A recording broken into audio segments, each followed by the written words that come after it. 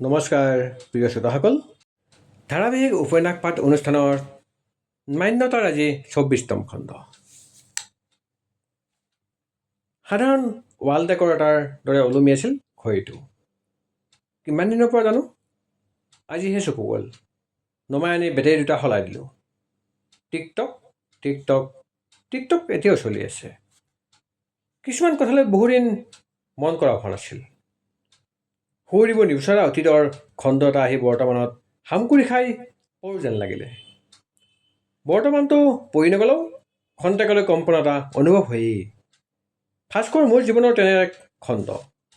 কিন্তু এই কম্পনাংক সহিব পৰাকৈ সময়ে মোক মজবুত কৰি তুলিছে।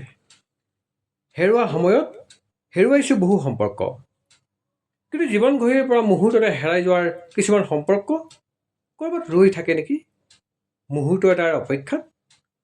মোৰ ৰুমৰ সেই বেটেৰী শেষ হোৱা ঘড়ীটোৰ দৰেই এটা নতুন বেটেৰীৰ অপেক্ষাত থাকিবও পাৰে। সম্পৰ্কবোৰতো ঘৰৰ আচবাব নহয় যে তাক পুৰণা হ'লেই দলিয়াই পেলাই দিব পাৰি। কিছুমান পুৰণা আচবাবতো আৱেগ জড়িত হৈ থাকে। মাৰ মোৰ দৰে সংবেদনশীল মানুহবোৰৰ সেইটোৱেই সমস্যা। তথাপি মই মাতকৈ অলপ বেলেগ। ঘূৰে ধৰি ফোপোলা কৰা সম্পৰ্কৰ অৱশেষত মই নিবিচাৰোঁ হেৰুৱা নিশ্বাস। মোৰ দৰে দেউতাৰ তাচপাতযোৰ আৰু দেওগাঁৱৰ ঘৰখনৰ লগত থকা মোৰ আৱেগিক সম্পৰ্ক সমানুপাতিক নহয়। কিন্তু মোৰ অভিমান, মোৰ ক্ষোভ মাৰ ইচ্ছাতকৈ মই ডাঙৰ কৰিব নোৱাৰোঁ। আজি দেৰগাঁৱলৈ যাম। নাজানো তাত গৈ কি পাম। অৱশ্যে এতিয়া আৰু পাবলৈ একো নাই। মাত্ৰ মৃত্যুমুখী বৰতাৰ ইচ্ছাক অসন্মান কৰিব নোৱাৰি ওলাইছোঁ। বৰতাৰ আৰু সামান্যতমো ভাল হোৱাৰ আশা নাই। পাপুদা মাজতে দুবাৰমান আহি গুৱাহাটীত ডায়েলাইচিছ কৰাইছিল, এতিয়া নহা হ'ল।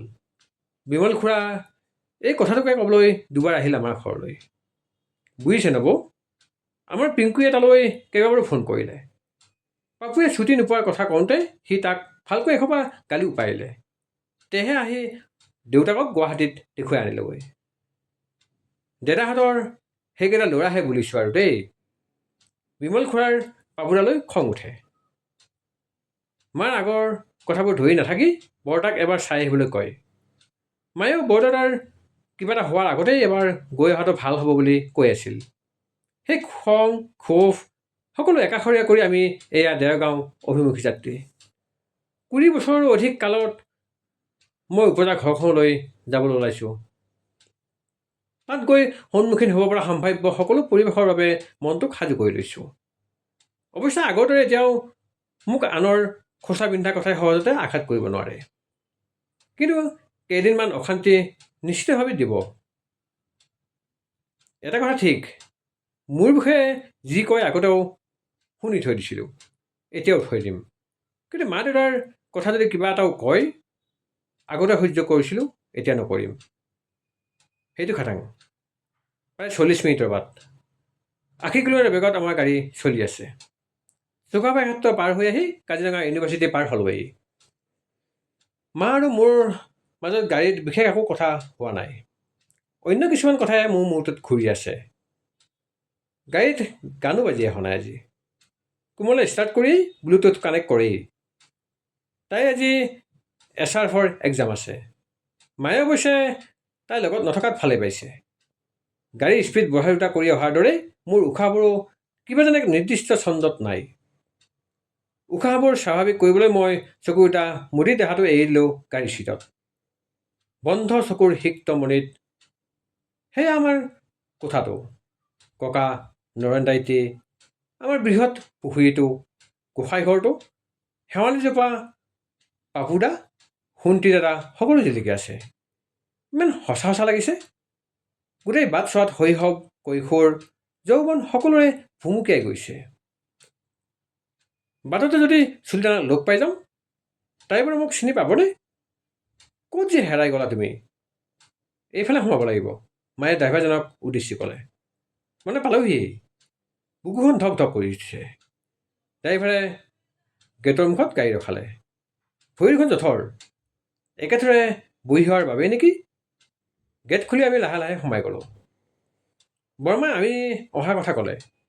বৰতাই জোৰকৈ চকু এটা মেলি অতি কষ্টৰে মাক মাতষাৰ লগালে। মিনু আহিলা? বৰ সন্তোষ পালোঁ। তাক সিপুৰিত লগ পালে মই তোমাক মাপ খোজা বুলি ক'ব পাৰিম, সেয়াই ক'লে বৰতাই। দেউতালৈ চেৰেং চেৰেংকৈ মনত পৰিছে। যিজন মানুহে দেউতাক সন্তানৰ মুখত হিতাহিত জ্ঞান হেৰুওৱা, তিৰিটো হেৰুওৱা আজি বুলি কৈ ইটিকিং কৰি সম্পৰ্ক নাৰাখিছিল, আজি তেওঁ মাৰ ওচৰত তাৰ বাবে ক্ষমা খুজিছে। আপুনি বেছিকৈ কথা নক'বচোন, মায়ে ক'লে। ক'বলৈ দিয়া মোক। মানুহ আই অখ অখ অখ। বৰতাৰ কাহে ধৰে। মোকনো কি ক'ব খুজিছিল জানো? মোৰ চকুপানীবোৰ মোৰ কথা নামানি বৈ আহিছিল। বৰমাই দেউতাৰ শ্ৰাদ্ধত ঘৰৰ পৰা কোনো নোযোৱাৰ কথাটোৰ বাবে মাৰ ওচৰত ক্ষমা খুজিলে। বৰতাৰ এই সমাগত অন্তিম সময়ত দুয়োজনৰে হয়তো জীৱনটোক আগতকৈ অলপ বেলেগ ধৰণে চাবৰ হেঁপাহ জাগিছে। আৱেগক নিয়ন্ত্ৰণ কৰিবলৈ বৰতাৰ ৰুমৰ পৰা আগফালৰ বাৰাণ্ডাখনলৈ গুচি আহিলোঁ। আগফালৰ প্ৰকাণ্ড চোতালখন এতিয়া সৰু। বকুলজোপা, পাতবাহাৰ, শেৱালিজোপাৰ ঠাইত এতিয়া 4 সদৃশ ঘৰ, খুৰাহঁতৰ ভাড়াঘৰ। অলপ পাছতে মাও আহিল। তেতিয়ালৈকে খুৰাহঁতৰ ফালে যোৱা হোৱাই নাই। এটা সময়ত খুৰীয়ে হুইল চেয়াৰত বহি আমাৰ খুৰাক আমাৰ ওচৰলৈ আনি ক'লে, আমাৰ এতিয়া এয়াই জীৱন। খুৰীৰ ধেমাকিটো আগৰ দৰে আছে। মায়ে সোণটিৰ এটা কথা উলিয়ালে। সোণটিৰ কথাবোৰ শুনিহে বেয়া লাগিছিল। খুৰীয়ে বিশেষ গুৰুত্ব নিদি গৰম কথা উলিয়ালে। খুৰীৰ কথাবোৰ শুনাৰ আগ্ৰহ একেবাৰে নাছিল। মায়ে গোহাঁই ঘৰত মূৰটো দুৱাই আহিবলৈ যাওঁতেই ময়ো এপাক পুখুৰীটোৰ পাৰলৈ গৈ আহিলোঁ। মোৰ বৰশীত পৰা ৰঙা জীয়াটো কালৰ সোঁতত হেৰাই যোৱাৰ দৰেই আমাৰ আগৰ ডাঙৰ পুখুৰীটোৰ এচোৱা কোনোবা ফালৰ জানো পোতা গ'ল। অতীত অতীত। মায়ে নুবুজেনে? মই নুবুজোঁ। আমাৰ উভতিবৰ সময় হ'ল। বিশেষ পলম নকৰি কোমল অহাৰ আগতেই ঘৰ সোমালোহি। চাহ আমি এফালেও নাখালোঁ। যিখন ঘৰত দেউতাক পৰ কৰা হ'ল, সেইখন ঘৰত আমাৰ ভোক পিয়াহবোৰ পূৰাবলৈ সত নগ'ল। শেৱালিজোপা আকৌ ফুলিছে। এতিয়া শৰত নহয় বুলি গোন্ধটো জানো বেলেগ হ'ব? শাওণেই হওক বা শৰতেই হওক, শৰতেই। শেৱালি শেৱালি। বাৰাণ্ডাত বহি আছোঁ। কৈছোঁৱেই, আন্ধাৰ মোৰ ভাল লাগে। নিজৰ লগত মুক্ত মনে কথা পাতিবৰ বাবে নীৰৱতাৰ লগত আন্ধাৰৰ দৰকাৰ হয় মোৰ। শেৱালিজোপা ফুলি থকাৰ কথাটো পাহৰি আছিলোঁ। চিনাকি আপোন সুবাসটো বাৰে বাৰে উশাহত উজাই লৈছে। আপোন সুবাসবোৰ কাষত নাথাকিলেও নাকত লাগে। মনত পেলালেই হ'ল, বৰতাৰো চাগৈ তেনেকুৱাই হৈছিল।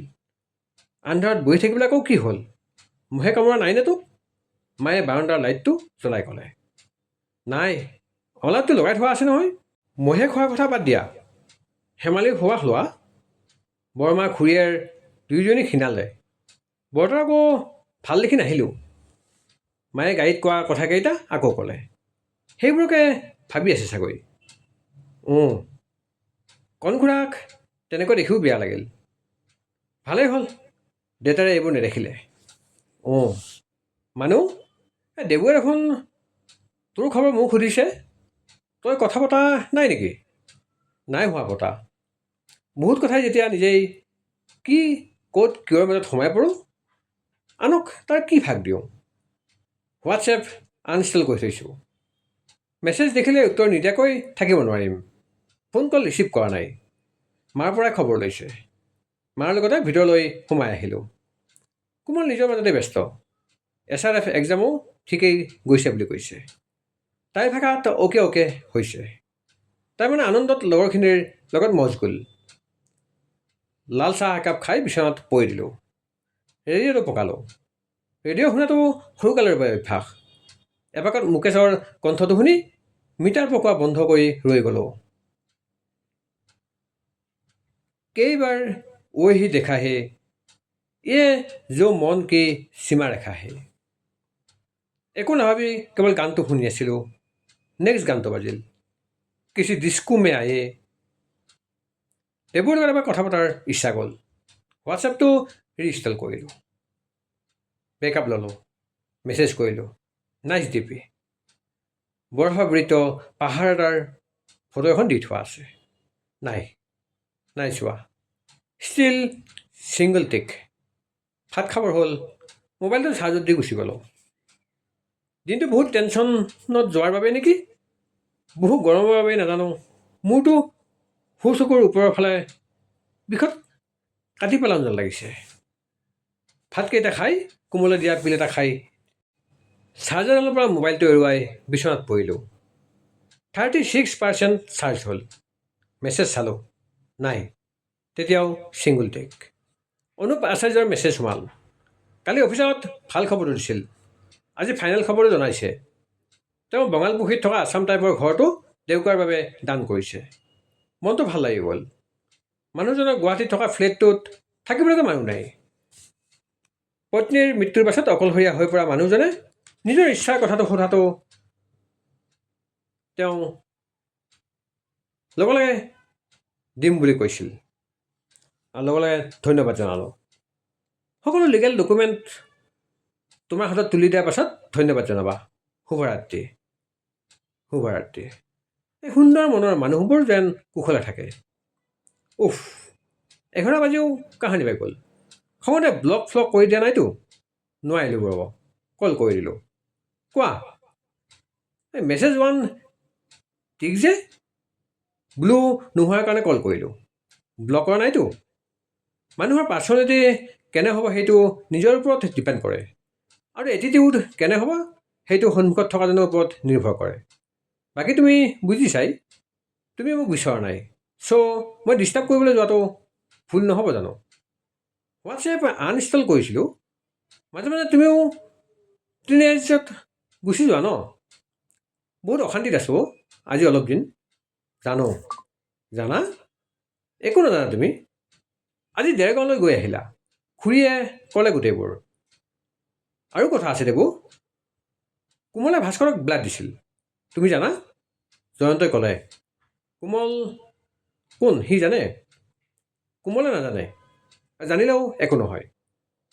মোক ঘিণ কৰিব, পূজা কৰিব। তুমি কিয় এনেকুৱা? কেনেকুৱা? সেই বুৰ্বকজনীয়ে কেনেকৈ তোমাৰ বিবাহৰ প্ৰস্তাৱ নাকচ কৰিলে বাৰু? তোমাতকৈ ভাল সংগী ক'ত পাব